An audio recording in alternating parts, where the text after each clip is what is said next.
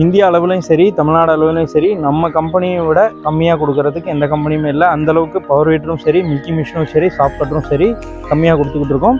So கண்டிப்பாக அதாவது குவாலிட்டியாக கொடுக்குறதுன்னு இருக்குங்க. கம்மியாக கொடுக்குறதுனா குவாலிட்டியாக கொடுக்கணும். ஸோ கம்மியாக கொடுக்குறதுக்கு மேபி கீழே உடனே ஒருத்தர் போடுற கமெண்டில் சார் 30,000 ரூபாய்க்கு பவர் வீட்டர் கிடைக்குது அப்படின்னு. 30,000 ரூபாய்க்கு கிடைக்கும். குவாலிட்டியாக கொடுக்குறாங்களா, அவங்க பிராண்ட் நேமை இன்ஜினில் ஃபிக்ஸ் பண்ணி கொடுக்குறாங்களா, அதுதான் ரொம்ப முக்கியம். சர்வீஸ் சென்டர் வச்சுருக்காங்களா தமிழ்நாட்டில், நாங்கள் மட்டும் தான் 3 சர்வீஸ் சென்டர் வச்சுருக்கோம்.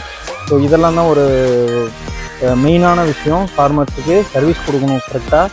அப்போ மட்டும்தான் நம்மளால் வந்துட்டு திருப்பி அவங்களால திருப்பி பிஸ்னஸ் பண்ண முடியும். ஸோ ஒரு ஃபார்மர் 100 பேரை கூப்பிட்டு வருவாங்க.